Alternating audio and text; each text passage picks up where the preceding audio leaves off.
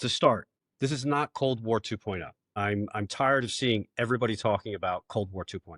The United States versus the Soviet Union, that was an ideological battle. This is much more intense. This is Britain versus Germany in 1902. This is Great War preamble. And if you look, and I've spent an enormous amount of time going through the history books on this, if you go back and you look at what the position that the British were in back at the turn of the 20th century, it is not all that dissimilar to the United States. Before we dive in, a quick whisper about today's sponsor, Ghost Founder. You know that moment when an idea jumps from someday to why not today?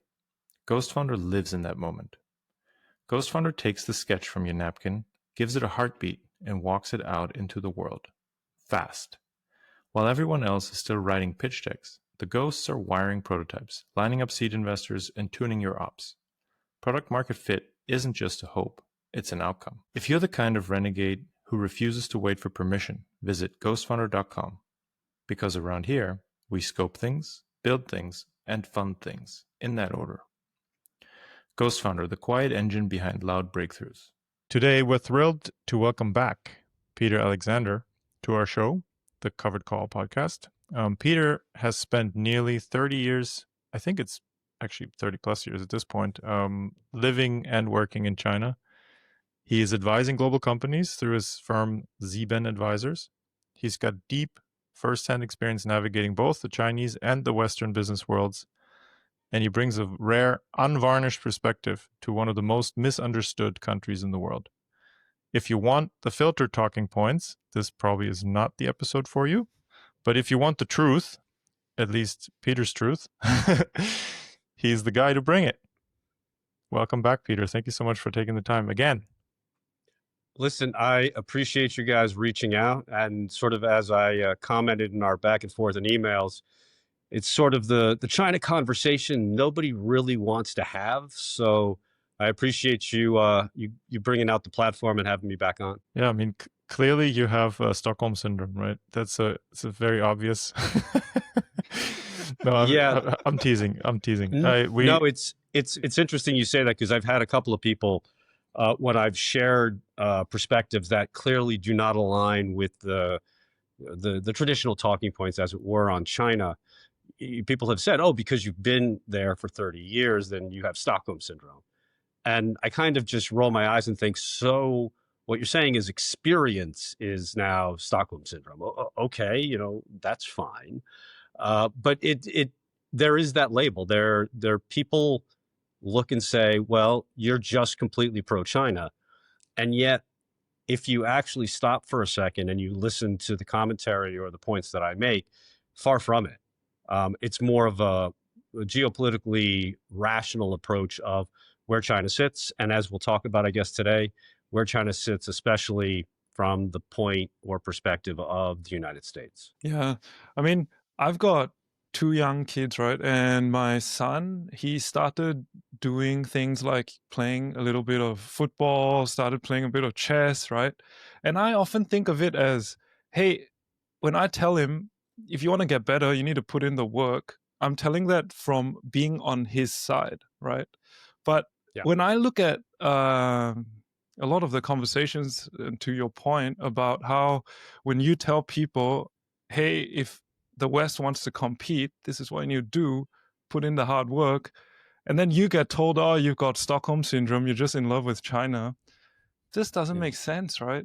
So it's pretty unfair, but it's cool to see you guys, you pros, manage to hold the fort, still keep a smile on your face, and say, no, that's not it, Well, I'll be honest with you. With each passing day, it is increasingly important, I believe, to continue to not be contrarian. I don't consider it a contrarian view. I consider the perspectives that I have personally on China to be steeped in real experience on the ground. And, I tell people all the time, I think I mentioned this maybe for the first time on the last time we talked, was, look, deep down, I am a red-blooded American. And one of the things that I've been trying to really promote is to get the American policymakers, the individuals I talk to in commercial ventures, what have you, American business, take China as it is. What's the joke, right? Hope is not a strategy, as they say. So, it can be a little bit of, as I joke and say, riding the donkey is Don Quixote and everything's a windmill. But I think it is a civic duty on my part to really get out with the Americans and tell them what it is they want to hear. What's the hard truths, whatever you want to call it. Because quite frankly, America's losing and losing really bad. Yeah. Maybe we can segue into the latest, can you give us a summary? Because I'm trying to follow this day in, day out. Sometimes I wake up in the middle of the night and I make the mistake of looking at my phone, and I'm giving it as much time. I think I'm giving it too much time, and I still can't follow it completely. So could you help us and the listeners understand where we're at the moment? Sure. Unsolicited advice for the two of you is get off Twitter, X, whatever it's called. One of the, I think, unfortunate, talking about things like signal versus noise, I think one of the unfortunate developments over the past 18 months is the sheer exponential growth in the number of so-called China experts. And I believe that everybody has an opinion and everybody is entitled to their opinion. But a lot of times what will happen is that opinion is presented in a way as being somehow credentialed. And okay, you can take it, but there's just this volume of information that's being completely shot out of a fire hose that, number one, to your point, makes it difficult to follow, but then really difficult to be able to break down and come to some sort of hard, firm conclusions. When in fact, I kind of look at it as, I think so. I can't remember who said it, but it's like this treadmill. It's like in this world of sort of content generation, you have to be out there always putting something out, a hot take on X or hot take on Y. And again, I'm not on X. Sometimes I'll, put something out on LinkedIn, which is where most of my, public sort of commentary will go.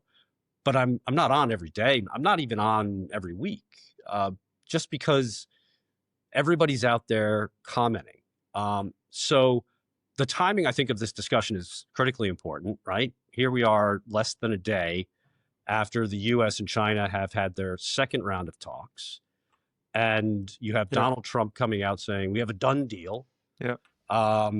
And when I look at the details of it, this is far from over. And I think it's very instructive to, look at the tweet that he sent out and look at it right here, right? Yeah. What we have is, what's the comment that they make is, they're going to provide China whatever was agreed to. Okay, what was agreed to? Yeah. That's one issue. But let me address, I think, the high level, critical point of the headlines that came out, which was, I think there was another tweet, or it was a headline from Lutnick that said, China's going to be at 55% tariffs and China will be tariffing for the US 10%. Now that seems like a huge divide. What's the reality of it, though, is there's been no change in the actual tariffs. So what the US has said is 25% were the tariffs that came in. These are the ones that Trump put on in 2018. Biden kept them on. So that's 25% that are, essentially from 6 years ago. Then you have the 10% tariffs that are just tariffs, reciprocal, and then 20% for fentanyl. This is exactly where everybody was prior to the Geneva meeting.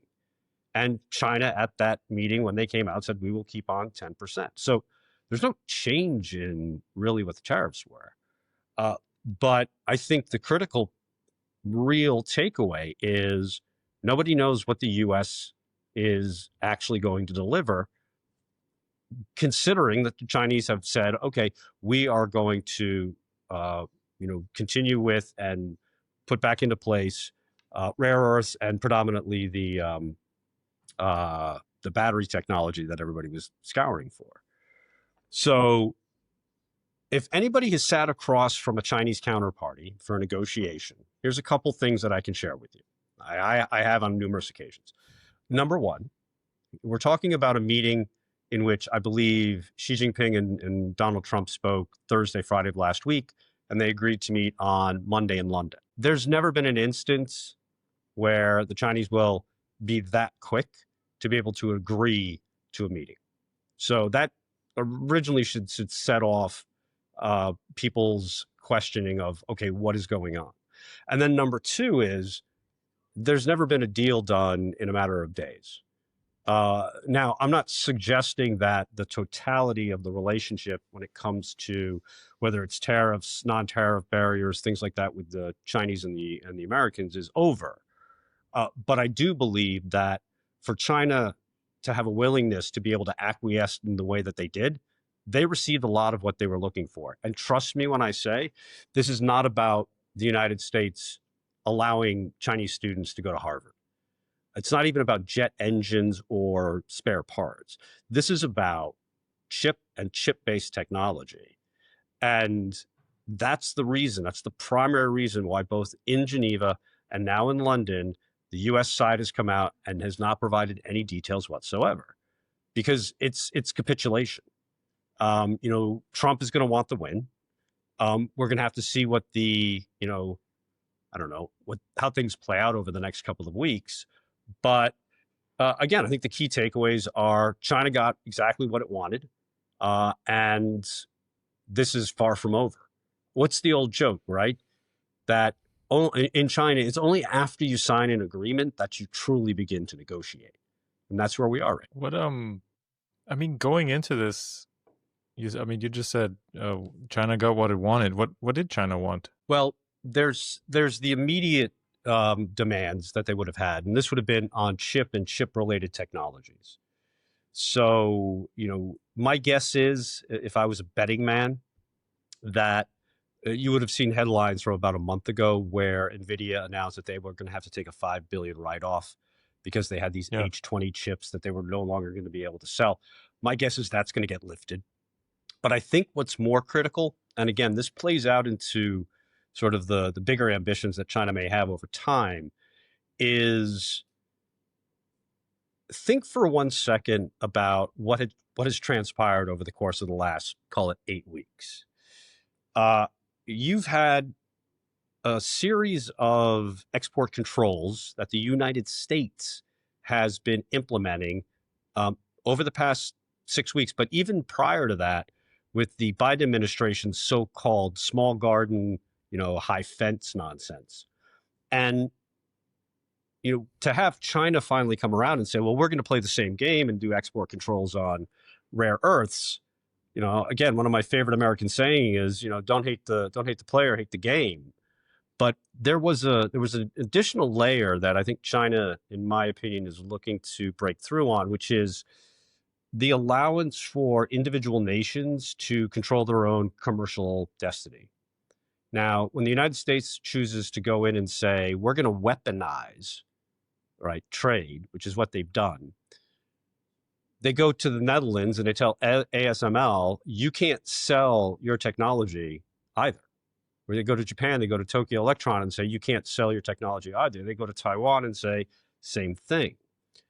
And, all of these individual countries and their representative companies capitulated under duress, I'm sure.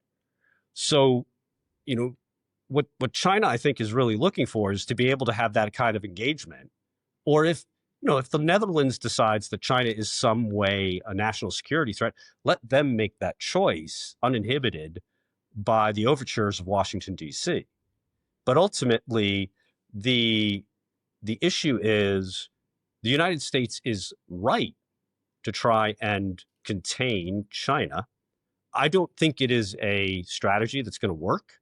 Clearly hasn't thus far. But the other issue that needs to be recognized by the Americans is if you go with an ongoing containment policy, you best understand what is going to happen when you decide to, again, weaponize trade. And we've seen finally China decide to play that game and return with the weaponization of trade themselves with rare earths. And it's a game of whack-a-mole, because ultimately there are so many different segments and subsegments of manufacturing in different industries that China is going to be able to do exactly the same thing with, if they so desire. And they haven't up to the stage, again, with the exception of rare earth minerals. With the chips, right? ASML, I mean, they own a incredibly complex process that allows making, I think, the most high performance chips in the world at the moment. But after some of these sanctions were put on, it didn't take long for news to hit my feed that China had succeeded in making very similar, like 5 nanometer chips. Maybe ASML does 4 or something. You know, I'm not a semiconductor guy, so it seems close enough. Right. And that they, you know, as they do, which actually resonates with me, right? Because I'm an engineer. I build prototypes, and they just go and use a tech that's older, but it's very proven, and they just kind of end up optimizing it to like an insane degree, where then they're like, oh, it actually can do this. It is not efficient. It's not necessarily cheap, but we can make these chips ourselves. And this like tenaciousness of wanting to figure it out against the odds, I kind of feel like you're almost by putting on these sanctions, in a way, you're making China a stronger adversary. So I've never really understood, like, why would you keep doing this? Like, they keep innovating. It's like, stop it with the sanctions. Like,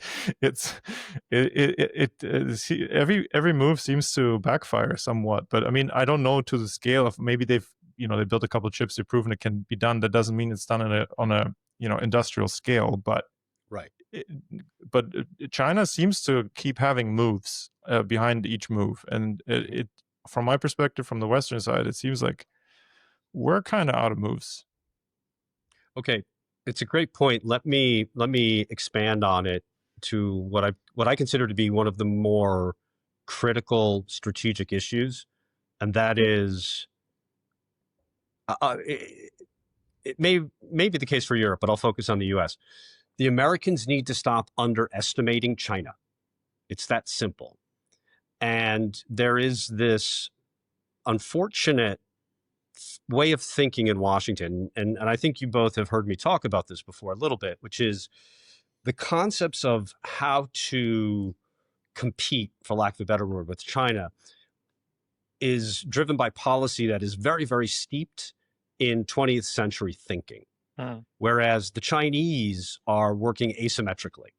And I'll give you an example about that in a second. But one of the key critical elements is every time China is underestimated by the American policymakers, they're able to find a roundabout. It's this sort of what I refer to as brute force innovation, meaning, we're going to figure this out. All you're doing is forestalling the inevitable, which is fine. And then you throw a gaggle of engineers or what have you at the problem. And as you said, you're going to get 95% of the way there. You're not going to have exactly the same sort of power or efficiencies or anything else out of whatever the tech platform might be, the tech stack. But it's going to be close enough that it blunts the impact that the Americans are trying to do with containment. So that's why I think when you look at the approach that China has taken, and I think this is vitally critical, again, as an example, is China also is quite iterative in terms of, on the giant playing board that is, geopolitics. They're quick these days to be able to learn from past mistakes. Rare earths wasn't the first time China weaponized their own trade through export controls. It was done actually back in 2020 with personal protective equipment, aka PPE. When COVID descended upon the world and China was the manufacturer of essentially 85-90% of all PPE, and it was keep it all at home, do not export it out. This landed, as you can probably imagine, or maybe even experienced, extremely poorly throughout, not just sort of the governments, if you will, but with the people. There were storylines after storylines coming out about, these Americans were so upset they couldn't get masks. It was all being kept in China, so on and so forth. That lesson has been learned, in my opinion, so that there are, as I mentioned earlier, various areas that China can address trade in terms of export controls. So why did they choose rare earths? Because rare earths doesn't really affect anybody who's the average American citizen on it. They don't even know what a rare earth is. They most likely aren't even reading the news about it. It impacts industry. It impacts defense. Defense contractors are the ones who are really scrambling. So this asymmetry of how do we go and make our point clear without having all of the negative downsides that we encountered back in 2020. So when you're looking at the game that's being played, the Americans are they're just completely outmatched. And that's why I keep trying to stress to people that you need to take this seriously. If you don't take it seriously, you're going to find yourself further and further and further behind on a host of different issues when it comes to China. Yeah, I mean, I think it's almost like a very filtered approach, right? They're hitting everybody that matters without spoiling their image or reputation overseas that much. I would even say, since we spoke last, China's sort of standing in the world's actually gone up quite a few steps, right? With Yeah. America tries to ban TikTok, people move to Red Note. You go to Red Note, you see everyone going, "Oh, China's the best," right? Look at how much a bowl of noodles costs. Look how safe it is. I can walk around at night, right? It's weird. Every time it seems that the West tries to put China in a badly lit box, they sort of shoot themselves in the foot, so to speak. Perhaps them also allowing so many new nationalities to go to China visa free is also part of this strategy, right? So I can give you a perfect example. I mean, I had family, and these are American, passport holders. I had family that came in on a 10-day transit visa. You can't fly directly, let's say, from LA to Shanghai, Shanghai back to LA. But if you fly from LA to Hong Kong, Hong Kong to Shanghai, Shanghai back to LA, not a problem. And I traveled with my family. And when they got to the airport, they were shocked at how friendly everybody was at immigration. It was easy to get through. They, had to do some paperwork, had to do their fingerprints, you name it. But it was easy. And then you have roughly 18 or 20 other countries where it's visa on arrival. So it's quite China is really opening up towards more inbound tourists for a demonstration. And I think, to your point about Red Note did a phenomenal job of addressing and highlighting sort of the so-called real China to a certain extent, to the point where you have a lot of people now that are traveling here just based off of what they saw and the engagement that they had on Xiaohongshu or Red Note, even if it was for a couple of weeks. It's fascinating to see. Yeah, my wife was also one of them, and then we did go to Yunnan for 6 weeks, and we loved it. So beautiful area of the country. Yeah, really. And I think it left a huge impression, right? You go there and there's just so many things that can't be conveyed with just words or snippets or short video, right? You go there, you experience it, you feel the warmth of the people. You just see, hey, everybody's just going about their business. What's all this talk about them hating us or whatever, right? Yeah. Well, what do you think? We talked about rare earths. From your vantage point, are there other bottlenecks or strategic assets you think China use? So it's maybe easier to name the ones that aren't. Well, yeah. Look, they're. But going with that filter that you said earlier, right, where they can actually hurt their adversaries where it hurts, but not the norm average Joe. That's just trying to go about his day, put food on the table. Yeah, the one, and I think this is finally beginning to break into the nomenclature. People are starting to recognize and talk about it. But I think the nuclear option is pharmaceuticals.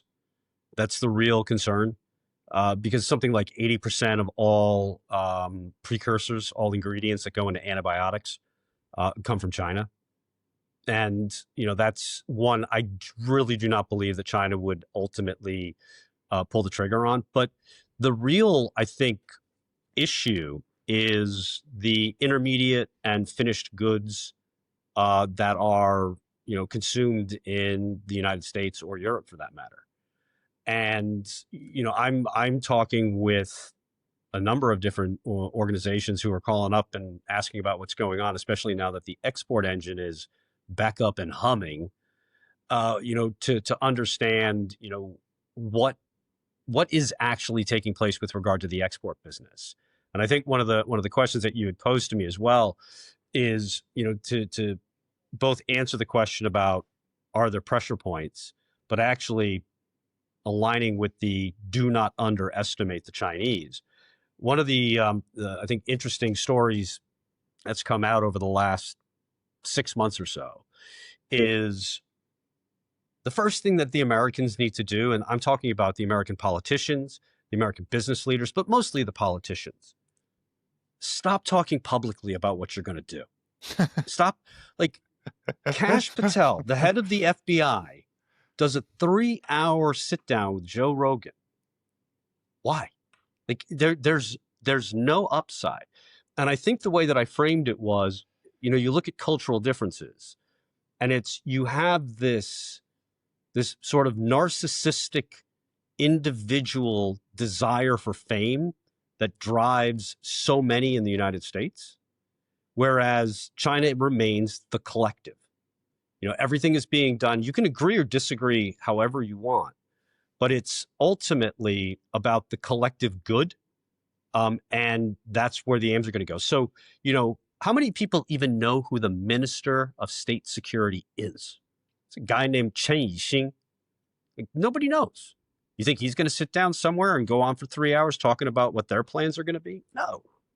So, there needs to be a point in which people stop talking publicly. And then at the same time, you going back to your question, it's where are the American policymakers of asking the question you just asked me, right?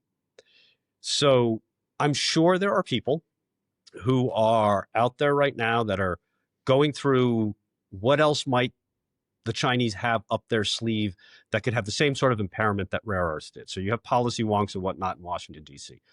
Okay, that's good. I have to give, Trump credit for coming in and continuing to push this. Don't necessarily agree with all of his tactics, but he's got, I think, the right broad idea. I don't think it's going to work.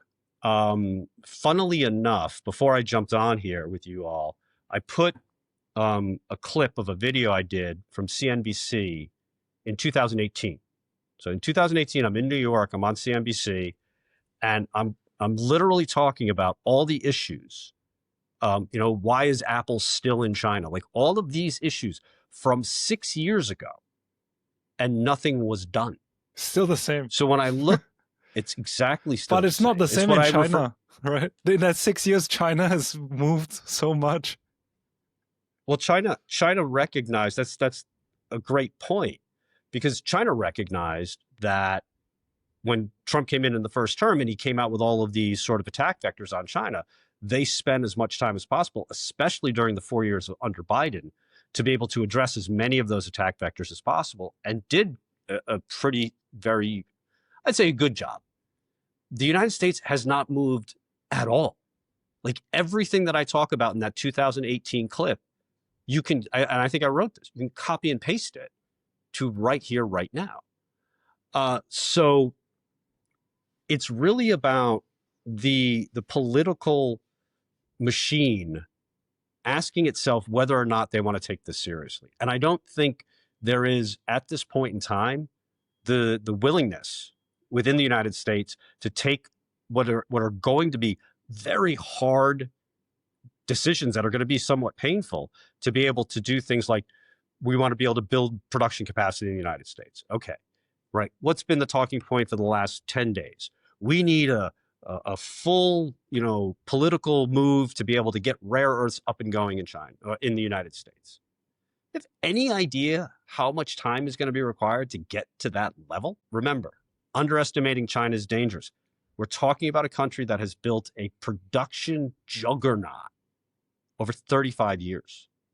The United States is not going to be able to replicate any of that in the immediate future. Hence, the primary reason why there needs to be cooperation.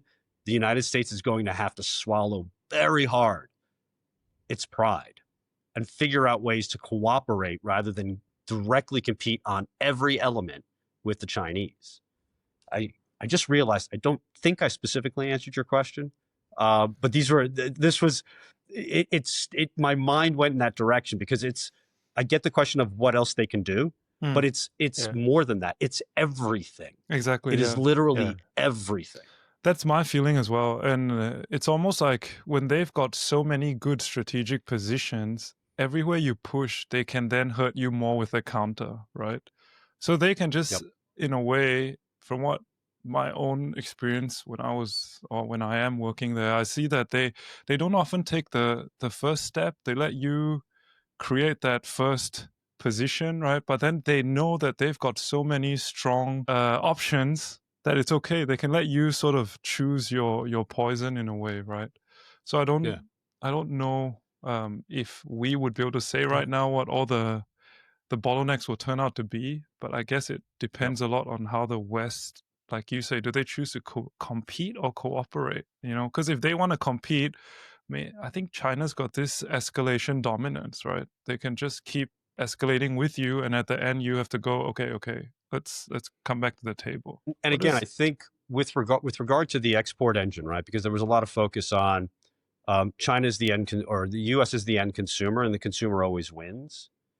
And that was, if people do not understand that that is a complete false storyline, they need to look deeper.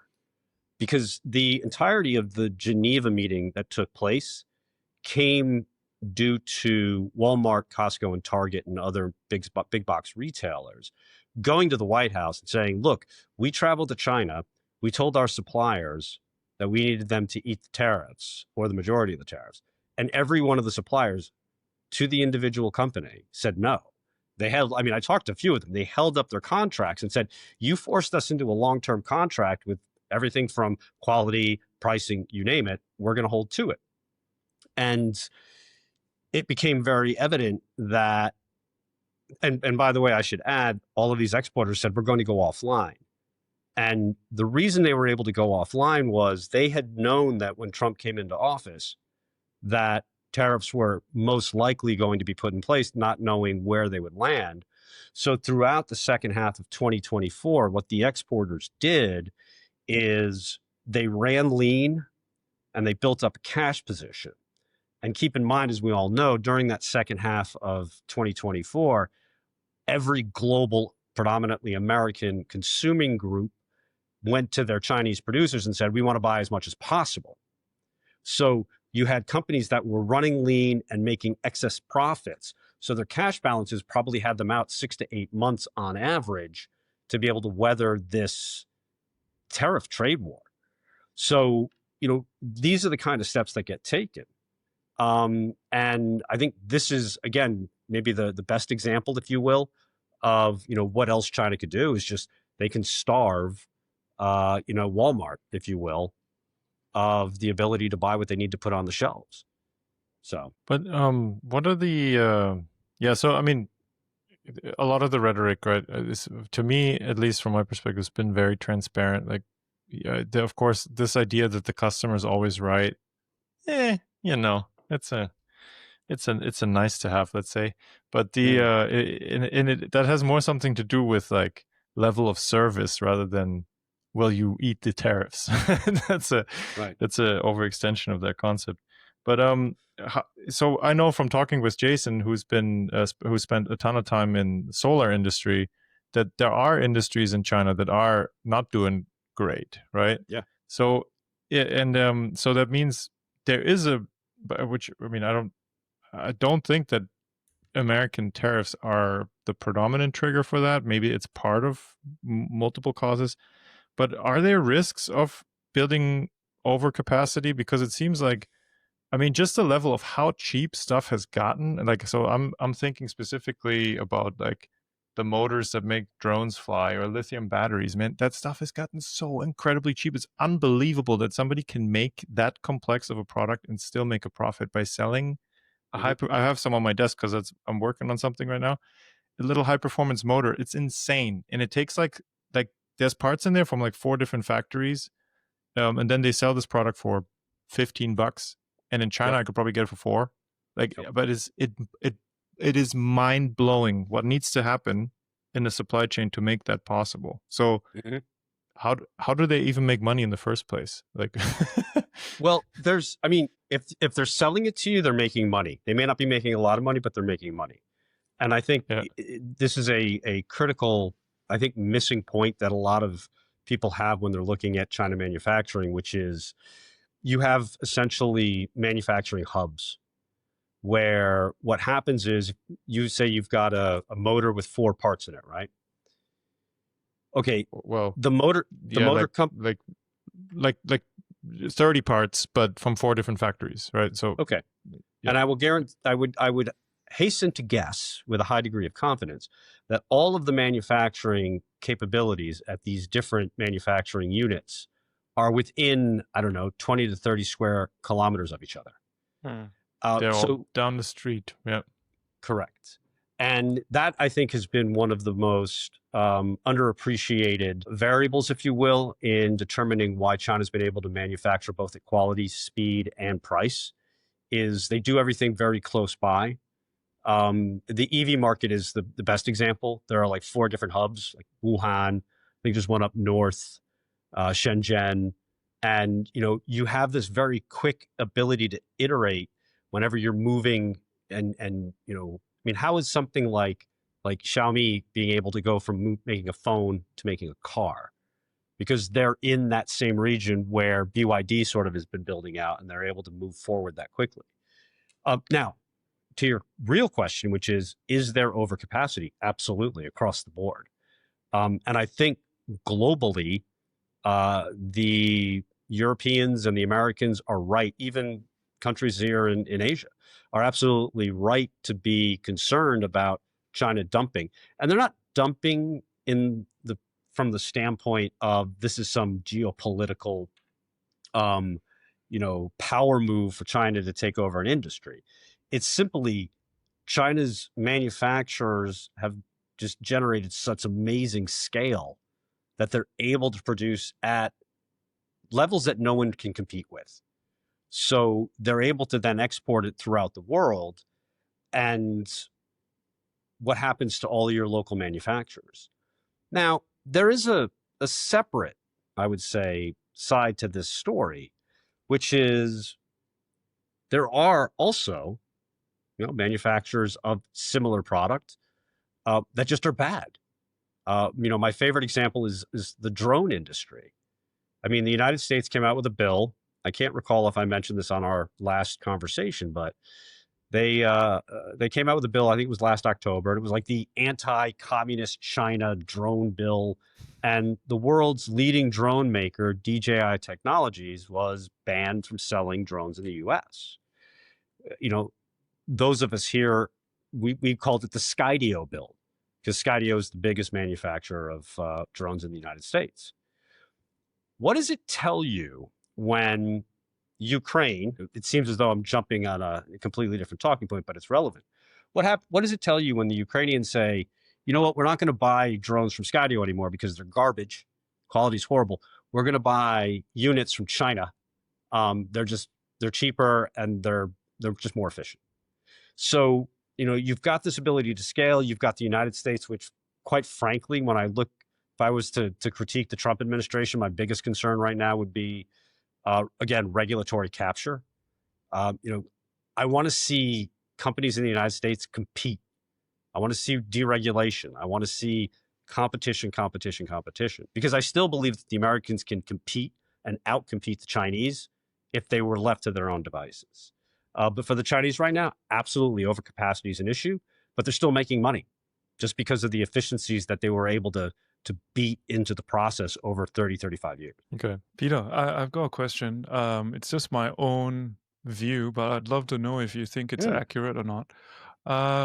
With all products, all manufacturing, right? You always look at quality, the speed, and the cost, right? Like how much time does it take? How Mhm. well does it perform? How much does it cost? And I think from when I first started going to China, it was pretty obvious that China could do very well on speed and on cost, but it often fell behind when it came to quality.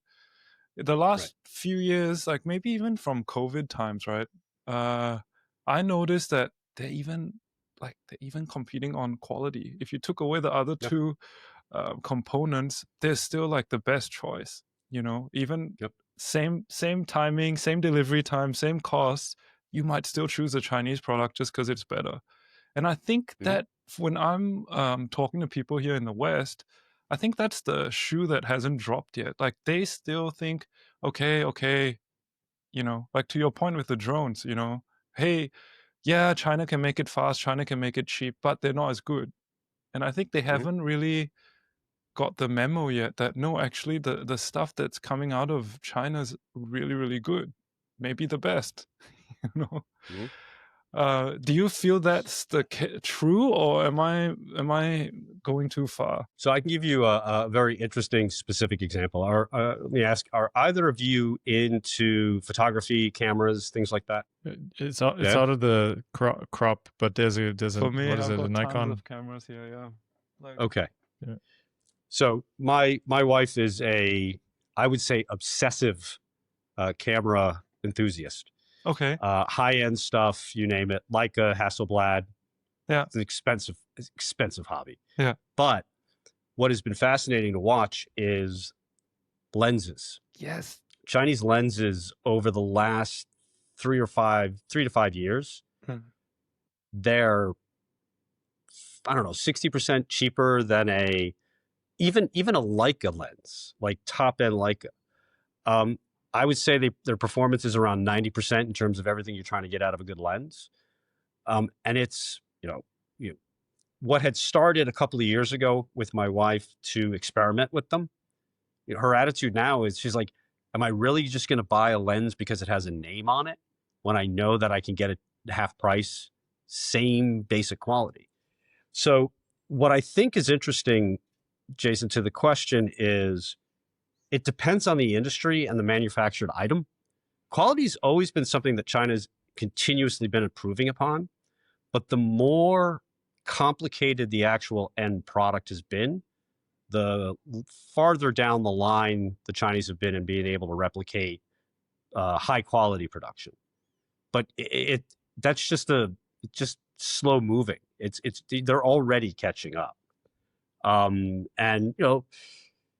I've shared the story 100 times where just manufacturing in general started in the 80s. Everybody was like, oh yeah, China is going to be able to manufacture underwear and toys. It's fine, but they can't manufacture at scale. 10 years later, they're manufacturing at scale. And then it's like, okay, they can manufacture, but they can't manufacture at quality. 10 years later, they're manufacturing at quality. And then it was, oh, okay, they can, but they can't innovate. And now, like the innovation that's been coming out, like I will tell you, Huawei phones are awesome. And this new Harmony OS OS, system that they've got, which straight up clearly was liberally borrowed from the iOS system of Apple because it very, very intuitively similar. Here's an example of how containment doesn't work. You got rid of a huge revenue generator for Google and Android, and it's gone. And now Huawei and all the others just use Harmony. So, I mean, in a way, it's so like just how when you launch a product, right? As an entrepreneur, I'm like, oh man, I would easily be capable to launch this new product into the market, but the incumbents are so strong, no way I'll ever outcompete Google. And then, as a policy shift, they actually, from a Chinese entrepreneur's perspective, they remove your biggest obstacle for you. You're yep. like, yes, finally I can launch my own OS. I've been wanting to get off of Google for the longest time. Like how short-sighted can you be? Like there's every product in the world is happy when it's entrenched, right? When it has a moat, when it's there in people's hands and pockets, and then you pull it. Like how I'm just disappointed in like the short-sightedness of the thinking on the Western side. Well, just ask Nokia, right? What was Nokia is a great story, but was there something specifically with China? Because I'm not aware. No, it's not China related. It's just Nokia had refused to get in smartphones. Apple came in. Yeah. Okay. Right. Or there you go. Or Exactly. BlackBerry, right? Or BlackBerry. And no, I think, and look, I mean, we haven't even talked about the elephant in the room when it comes to what you just brought up, Lovis, which is the DeepSeek moment, right? Everybody, they said that there's no way China's going to, like OpenAI and what are the other ones? Gemini and whatever they are. All these systems in the United States in which billions are being invested into these so-called stacks, all closed. And then some random Thursday, some hedge fund manager in Hangzhou just guerrilla launches a massive competitive an open AI model that puts the world on notice. And, I can't even begin to explain to you the speed at which DeepSeek has been integrated across all platforms. Again, I was mentioning the Huawei phone. My wife, she picks up this cute little, tiny little foldable. I mean, think about it. Apple doesn't even have a foldable camera yet. So she gets this foldable camera and she's sitting over on the couch and she's sort of talking to the phone in Chinese and asking some really strange questions. And I was like, what are you doing? And she's like, oh, I'm talking to the assistant. And, I'm just asking all these questions. And she's like, it's amazing. It's so much better than Siri. And I was like, so I walked over and I looked at it. It was like, so Huawei's already embedded DeepSeek into their phones. In like 5 minutes. Xiaomi is embedding DeepSeek into their cars. And here's the killer. It's open sourced. Mm-hmm. Like, they can easily create their own flavor, right? They can easily create their own flavor. They can fork it. They can it's incredible. Yeah. And then pair with that. So something that always made me laugh, like Jason told me a long time ago, he's like, yeah, Chinese don't really like paying for software. Like the software as a service business model where you pay a monthly subscription is not really a thing. Yeah. Which is like, I don't know, at this point feels like 80% of the American economy. Mm-hmm. So when that's not true, right? 80% is probably Wall Street, but but a lot of it is software as a service. And the Chinese, in their mindset, they're just like, no, you pay for the hardware, the software comes with it. So like, how does that work? Like, how do we compete with that? I'm not sure. Well, here's the interesting question, because you talk about SaaS and whatnot and software. One of the other points of view that I've tried to explain to everybody is, the United States clearly with the whole AI trade over the last couple of years and SaaS, and the United States is extremely software focused, right? Mm-hmm. And I try to pose the question to everybody and say, well, what good is your software if you can't compete with hardware? And all the hardware, look at robotics. I mean, China is going to do to robotics what it did to the EV market in a matter of years. And, this goes to the ability to do mass production and innovate. And if you have great software, that's fantastic. But if you don't have the hardware that it needs to operate on, or you have to go to China to be able to get that hardware, I mean, it's like Walmart going up against the producers. Like, who has the negotiating power in that relationship? Yeah. So, I think the manner in which, the direction that we're watching all this goes keeps bringing me back to one of my primary theses, which is the United States is past the point of no return. It's going to need to figure out a way to be able to operate, to be able to be cooperative in its relationship with China. And like I said, and I'll repeat myself again, it's going to be next to impossible, because that is a very bitter pill for the United States to swallow. So how does that resolve? You've got the rock meeting a hard place, right? Sort of a dynamic going on. So everybody will have their own opinion. Let me stress one thing more critical than anything else, and it's a bit frightening when you think about it, but I think it's nevertheless it's true.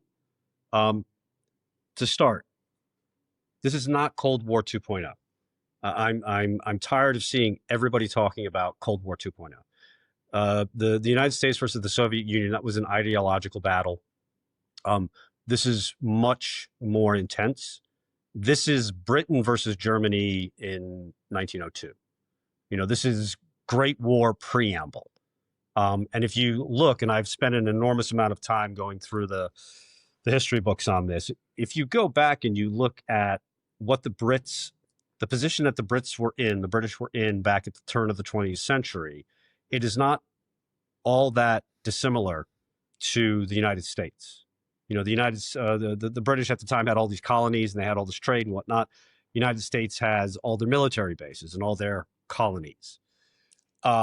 You have Germany at the time, depending on what history book, because history is written by the winners, so sometimes hard to get in a real honest opinion. But Germany at the time understood that Britain was the world's leading superpower and attempted to try and work with the British, to monitor their rise.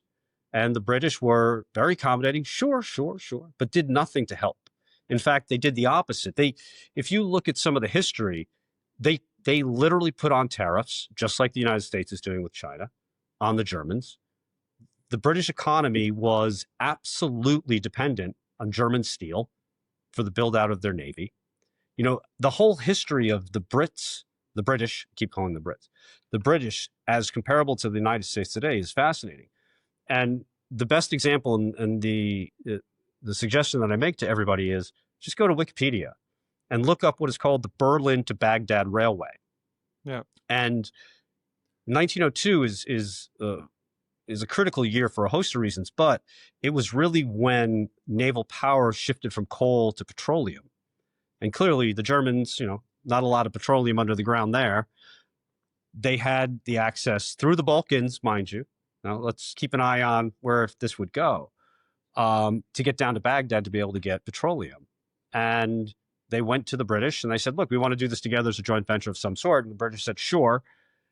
And long story short was the British slow rolled it. The Germans got increasingly upset.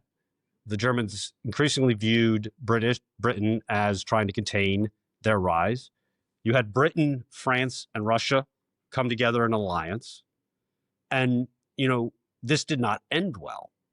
And when people continue to refer to the ongoing competition, whatever you want to call it, between China and the United States to this very day as Cold War 2.0, number one is I think it's just being done because it's something that's easy to package, easy to talk about on a podcast or on a news. I mean, Sir Niall Ferguson, who's the one who originally came up with it, he's a historian. He should know better.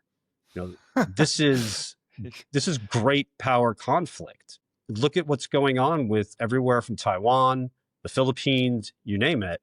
You're seeing sort of at the peripheral, the concerns of, I don't want to call it a Franz Ferdinand moment, but mistakes or certain situations could ultimately play out where all of a sudden things begin to escalate. Now, is that my base case? No, it's not. But I do believe that the manner in which the United States is continuing to move forward and how it is that they're looking to so-called engage with China is overly aggressive. And here's a comment that I have historically gotten into trouble with. In fact, one of the reasons why I've had other podcasters reach out and say, hey, we're interested. And then I share with them my ideas and they're like, nah, this is a little bit over the top. But it's, Beijing, and particularly Xi Jinping, he knows that what the United States is doing, especially in the East China Sea, is an attempt to goad, and that's a quote from the Financial Times from a year ago. The United States is attempting to goad Beijing into some form of kinetic action. And it was a year ago that Xi Jinping commented to Ursula von der Leyen, hey, I'm paraphrasing clearly, would you go to the Biden administration and tell them that, we're not going to fall for it. We know what you're trying to do. So how does this work out, Jason, as you asked the question? Is there needs to be a recognition that the world is big enough for China and the United States. Like the hegemon is going to hegemon. The British tried to do it. Everybody's tried to maintain that control. You know, the United States right now is fiscally boxed in, right? You had our good friend Luke Groman on a couple of months ago. I mean, he's been following this forever. 2 trillion in deficits, 36 trillion in debt. You know, it goes on and on and on. And the Americans want to have some sort of industrial policy. How? Like you take a moment and you step back and you look at things, you look at the world as it is rather than how you wish it to be. And you can see that there are 2 clear paths. And I desperately am working overtime to make sure the path of war, quite frankly, is the one that is moved as far away from the discussion as possible. And it's hard. But I mean, I'm the least China-versed person here, right? For me, this is really just an interest. I don't have any skin in the game, particularly to speak in favor of China. But it occurs to me that China is not overly aggressive militarily, so at least hasn't been recently that I can tell. So that's nice. Can't say the same thing about the U.S., unfortunately. But then at the same time, I'm also acutely aware that a ton of the defense supply chain for American weaponry, etc., is Chinese. So It's like, so how is this even supposed to go? Like, that would be, like you were saying, like, oh, they're trying to goad them into kinetic action. Again, as I said earlier, hegemon is going to hegemon.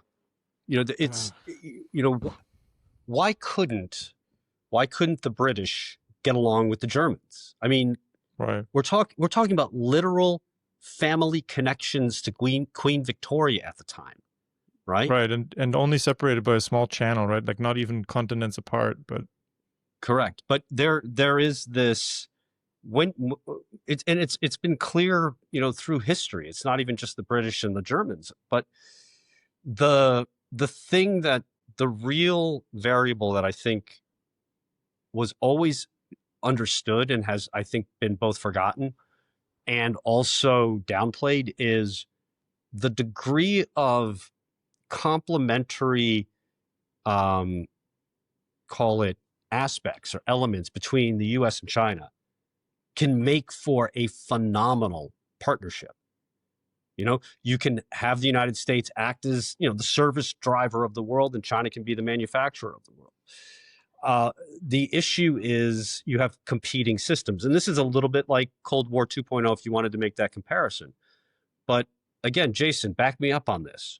The Chinese are by far the most capitalistic people in the world. They put the Americans to shame in this regard now, right? Yeah. Yeah. For me, I often make this point with Lovis and also with some of our other guests. It's like, while the West is trying to describe what capitalism is, the Chinese look at you and go like, why are you trying to define something that's so obvious, right? I always say for them, it's like gravity, you know? You know how incentives work, you know how risk works, you put those 2 together. If you have some notion of private property rights, then you've got capitalism, right? While the West is still busy trying to define what's fair and what should be and what does everyone deserve, the Chinese just go out and just do it.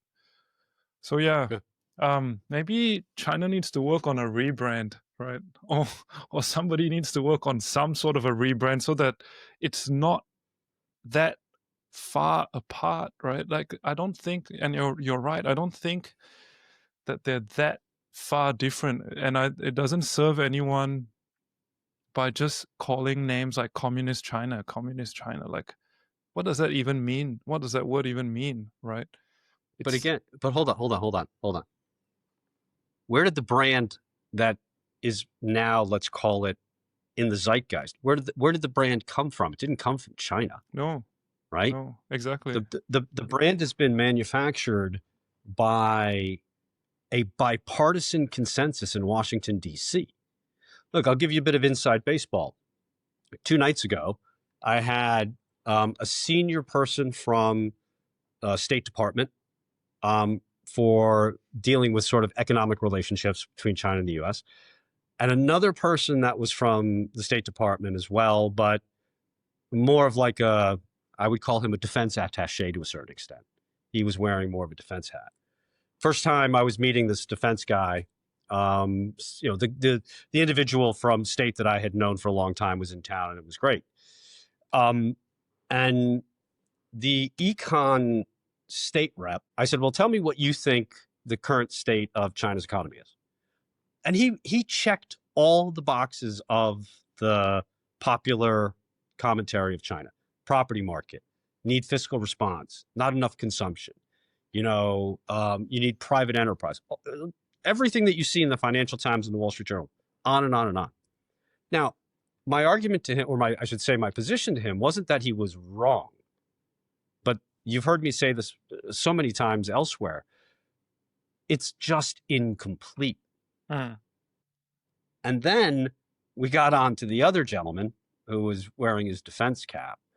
And it was, she wants to be emperor for life. They're going to go for Taiwan in 2027. We need to, put as much military capabilities in the region. Pete Hegseth gave a great speech in Singapore, so on and so forth. And I looked at him and I said, you really believe this, don't you? And basically what happened is, when you're in the Beltway, when you're in Washington, D.C., this is what everybody talks about. So that branding permeates everybody's thinking.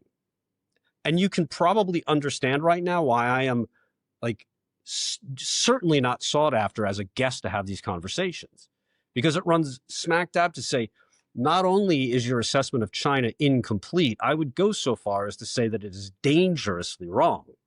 And dangerously wrong to the point of, you're someone who's in a position of power to craft policy. And I'll do whatever little bit I can do to stop that. So it's like, whoa, okay, now that's a bit too aggressive, Peter. Like, tell me I'm wrong, right? So we had an interesting conversation, but the entire branding that you bring up has not, look, China sits back and China does what China does, period. And I'm not saying that they are not in any way responsible for a lot of the branding issues they had. I mean, we're still dealing with the branding issues of the lockdown. Again, it's an incomplete branding issue. Oh my God, they locked you in your apartment. And I got locked in an apartment with my wife and my little dog. It's China. The rules of engagement. I'm a guest in their country. These are the rules. You don't have to agree with them, but taking your ethos, your Judeo-Christian ethos, and saying this needs to be applicable across all countries. Well, that's beyond arrogant, in my opinion. I guess there's also something to be said. Sorry for cutting in, but there's also something to be said for setting the stage, right? So if you live because China wasn't the only country that locked people up, right? I mean, in Germany at the time, it got very close to that, curfews, like police on public squares with like megaphones, and like it was nuts. Yeah. And but here in Germany, I'm operating under the assumption that I am free, that I can, if there's police doesn't do something, then I protest and I tell them what I think, etc. And I feel like maybe in China that's a little different. You're like, oh well, if they're telling me, then I'm supposed to go home, then I go home. Mm-hmm. But at least they're not operating under the pretense. It's more honest. Like, you may not like that it's more restrictive, but I think it's more honest. So I don't know, something to be said for that. I totally agree. It's an entirely different system that does not mesh with liberal democracies, and that really gets to the crux of this geopolitical Great War preamble strife. Is China needs to be more like us, and I understand the position, but again, I think this is beyond the pale in terms of arrogance. Yeah. I mean, maybe it's also a bit hypocritical or a bit selective. And maybe the day that the Americans decide that they want to cooperate, then suddenly the branding or the importance of communist or not will change. Because don't forget, if my memory doesn't serve me wrong, when Trump first got elected the first time, the first country he visited was Saudi Arabia. And how democratic is Saudi Arabia actually, right? But nobody seems to have a problem with America being really, really close allies with the UAE, Qatar, Jordan, right? Heck, even Japan. How many different parties have been in power in Japan since 1945? One. You don't ever hear about how undemocratic that is, right? So I think it's a bit frustrating, but probably as you keep chipping away and educating people, maybe at some point, people just have to realize, hey, cooperating is better than fighting. So let's try that out, Well, look, absolutely. Well, so I had a anecdote visiting with some American friends. They came here to see us in Germany and just talking, I don't know, tell him about the podcast or something China. And he's like, oh, I think Chinese are terrible. I'm like, based on what? He's like, oh, this, that, and the other thing. And I'm like, okay, well. And so anyway, we got to the point where I'm like, well, how do you explain, or do you see that their technology is starting to leapfrog ours? And he's like, yeah, absolutely. And I'm like, well, then how do you explain that? Like, because if the system is restrictive, communist, like mind control level, right? How does innovation happen? Because I think what we've definitely seen in Soviet Russia, yeah, they still did some stuff, but by and large, the industry collapsed, right? And so this is the thing that I didn't understand for the longest time until I heard, Jason and now you say, well, actually, they're the most capitalist. It's like breathing to them, right? There might be other ideology layered on top, but it is very capitalist. You had brought the point that during the COVID lockdowns, like all the little street vendors on your street went out of business. There was no stimulus check for them, right? They just It's like, well, that's the game you're playing. If you're an entrepreneur, you better save some for a rainy day. This is a rainy day. Go home, right? So anyway, but going back to this, you can't mandate innovation thing. I just got done reading Atlas Shrugged from Ayn Rand, where she very much the story of how you can't force people to think, right? You can force them to work physically, and you can force them to do all kinds of stuff, but you cannot force them to think. And so if China was as bad as everybody says, then it wouldn't be able to do what it does. So that's where I'm like, the story, the narrative in the West cannot be right. So that was the thing that kind of proved it to me, where I was like, oh, wait a second, there's got to be more layers to this.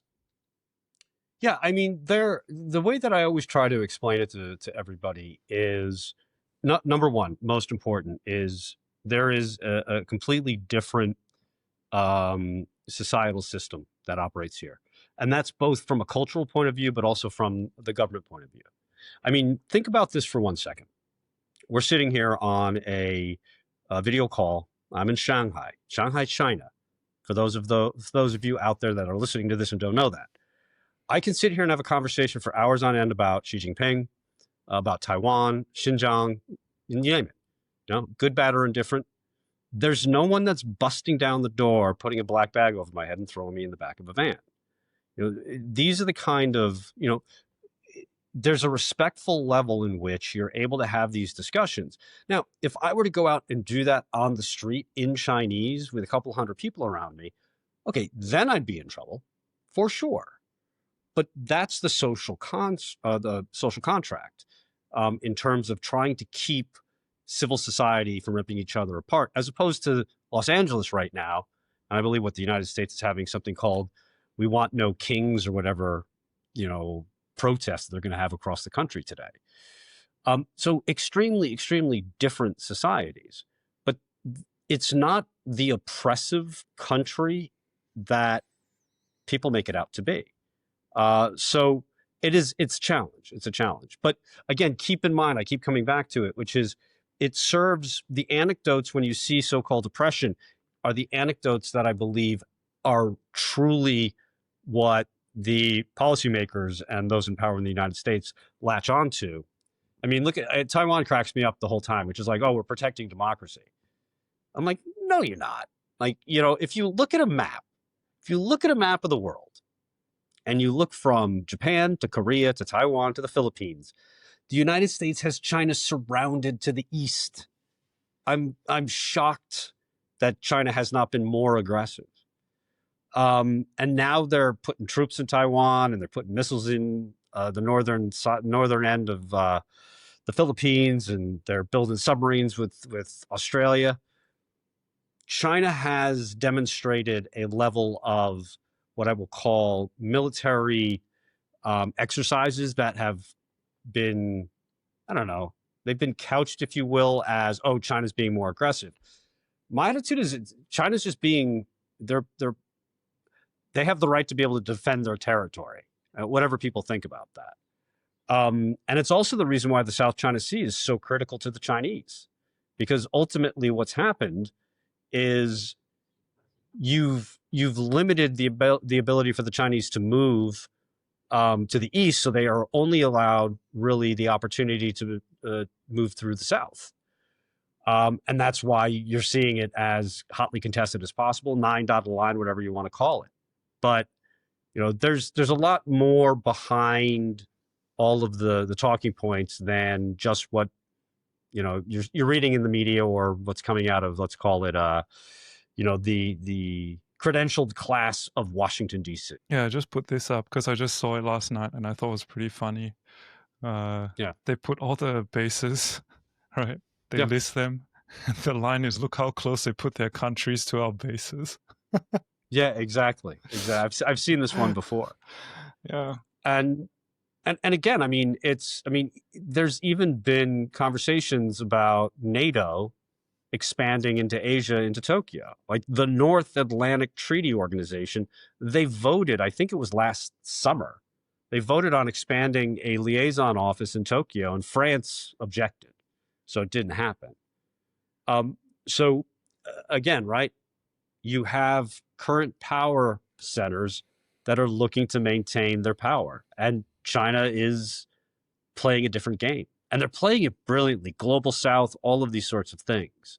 They're doing a brilliant job at it without coming across as being aggressive.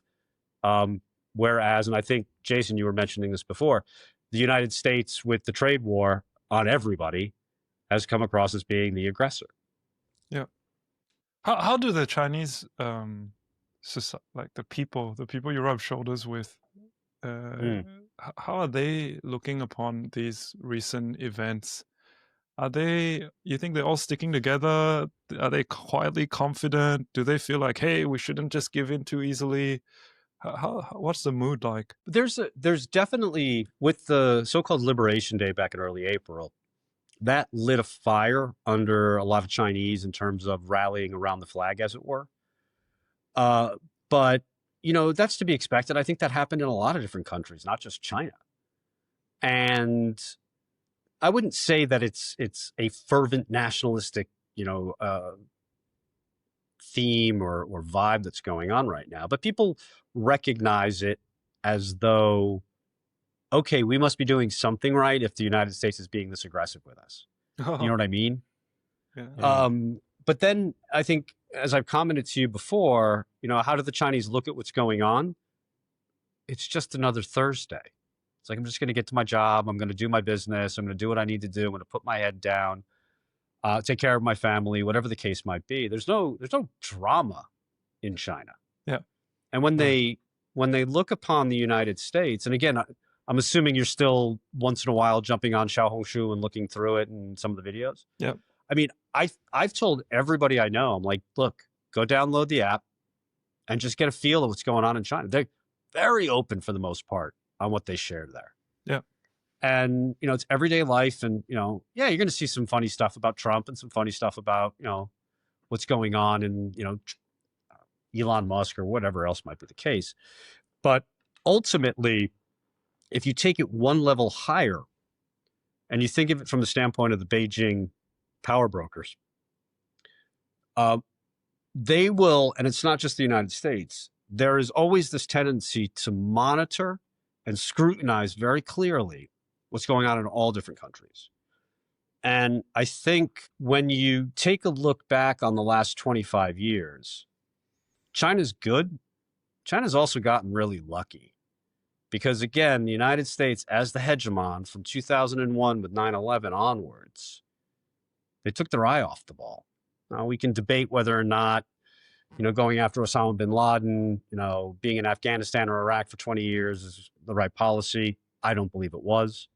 But for the standpoint of the Chinese, this is what really allowed them to be able to expand their reach globally, to the point where, to his credit again, when Donald Trump got elected in the first term, he was the one who said, oh, this has got to stop.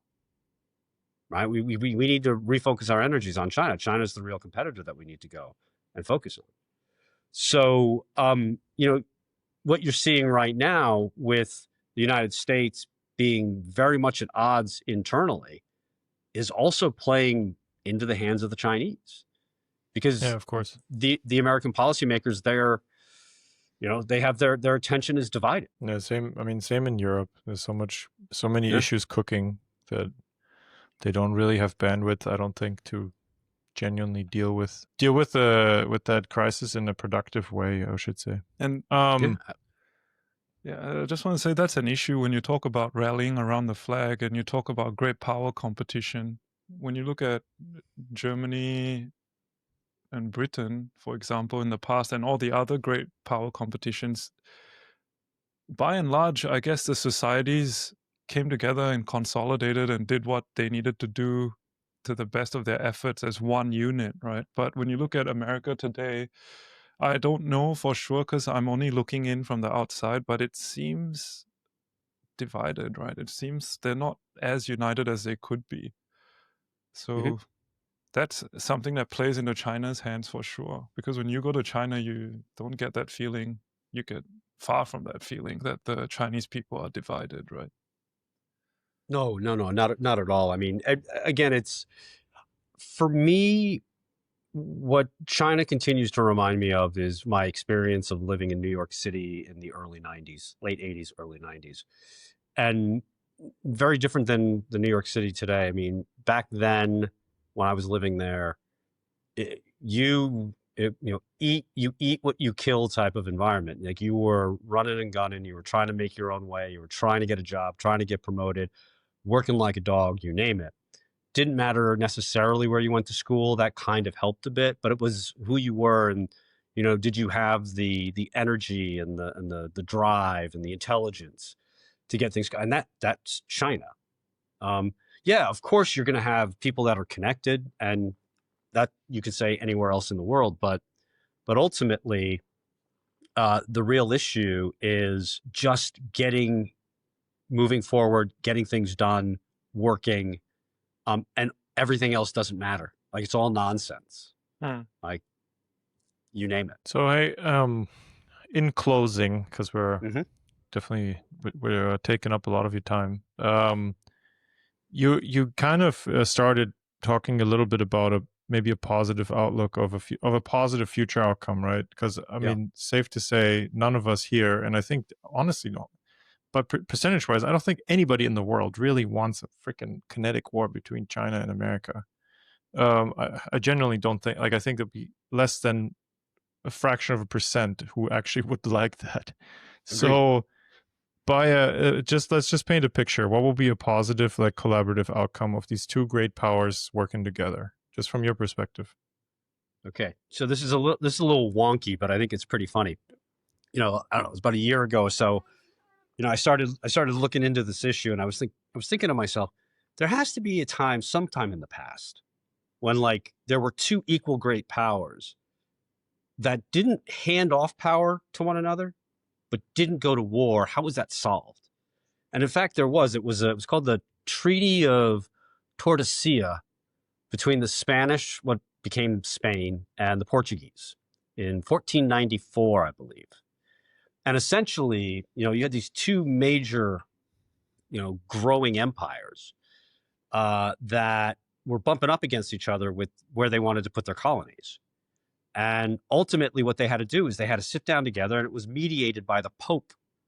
And the Pope came in and he drew a line right in the middle of the Atlantic and said, okay, everything west of this line are colonies that will go to the Spanish, and everything east, predominantly Africa, are going to go to the Portuguese.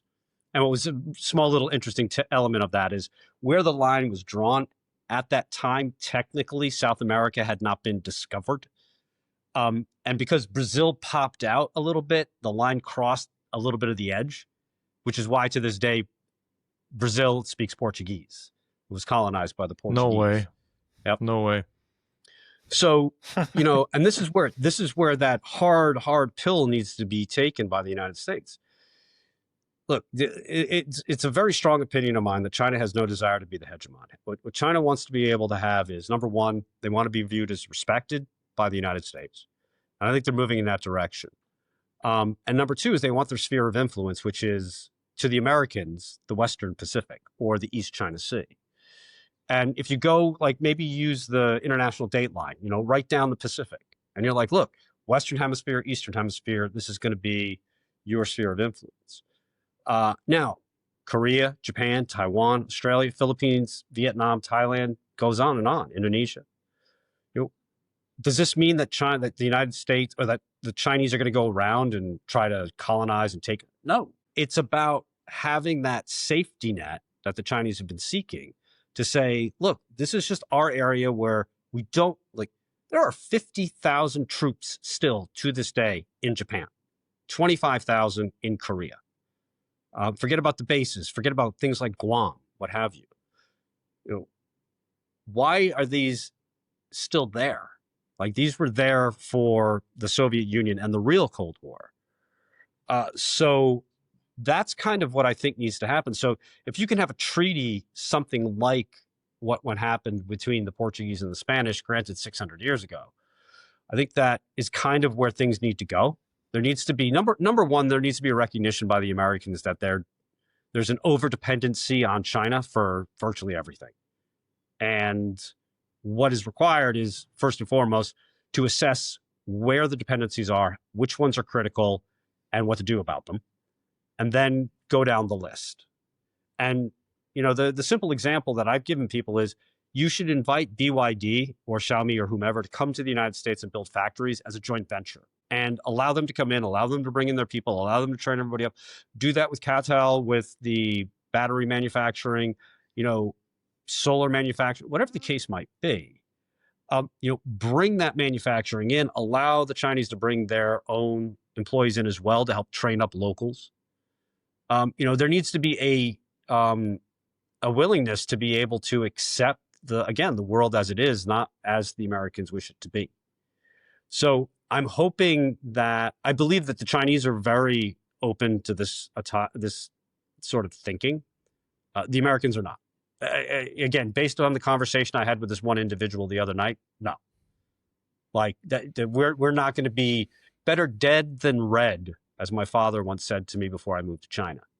And I was like, you got to be kidding me. Like, it's not 1950. Joe McCarthy, long gone, Dad. But there is still that mentality. The China's communist, always will be communist. Xi Jinping's a Marxist-Leninist, all of this. It's like, okay, label whatever you want to label, does not help move the ball forward and come to some genuinely solid solution. So I think that there's a possibility, but it all really, Lovis, lands on the lap of the Americans and their willingness to do, I think, what's right for the world. Great. Thank you.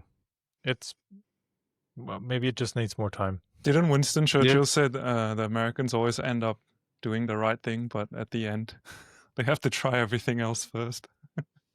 After they've exhausted every other option, they do the right thing in the end. Yeah. I think that worked when the Americans were more isolated 100 years ago. I think when they had all the resources in the world, you name it. The way that I just would sort of more succinctly put it, people like to talk about some Mar-a-Lago Accord. You have the Plaza Accord from 1985. The United States, first of all, is nowhere near as powerful as it was in 1985, full stop. Second of all, China is not Germany and it's not Japan. These are countries back in 1985 that were wholly dependent on the United States for its export market. And more critically, and my apologies for saying this, Lovis, the Germans and the Japanese were essentially vassal states for a certain extent to the Americans back in the 80s due to the size of the military commitment that was made. This is completely different. So I don't know. I mean, I'm personally an optimist. You know, I'm a raging optimist, to be quite frank. But it's hard because trying to get the story out, trying to get the counter narrative to the right people, they don't want to hear it. The Americans just do not want to hear it. And to come full circle to the start of the conversation, I just have Stockholm syndrome, guys. It's as simple as that. Simple, man. All right, Peter, thanks so much, man. For our listeners that want to follow you, I know you're not on X, but you're on LinkedIn. We'll put your website on the show notes. You can skip the website. Just if you want to link in my LinkedIn, that's fine. Okay.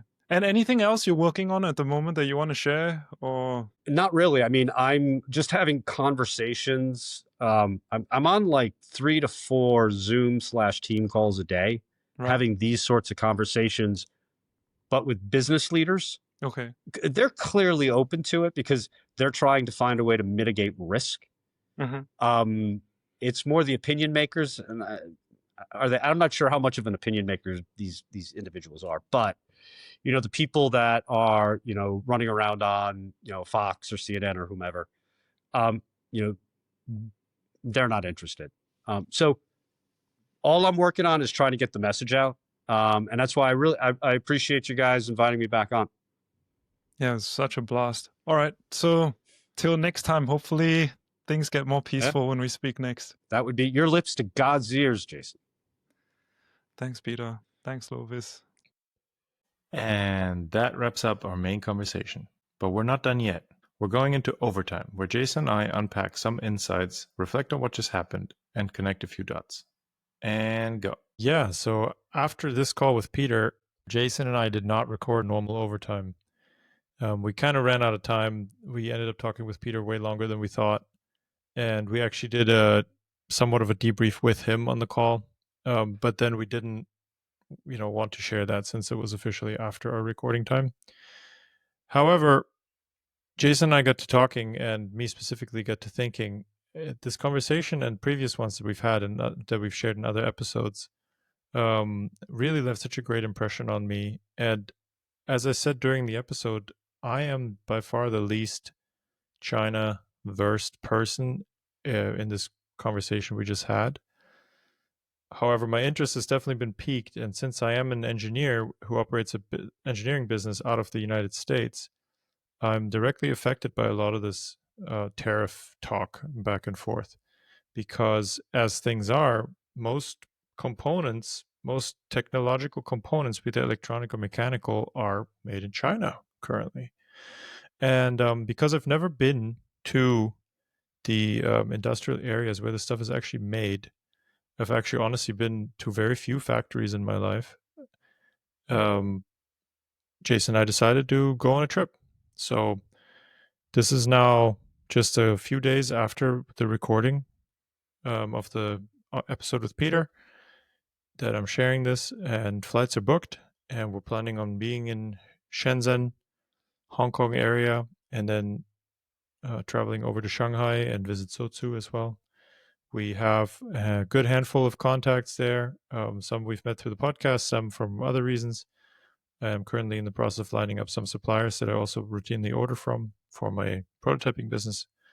And so I'm very excited to go and see how the proverbial sausage is made firsthand, going to the factory of the world, as I kind of think of it.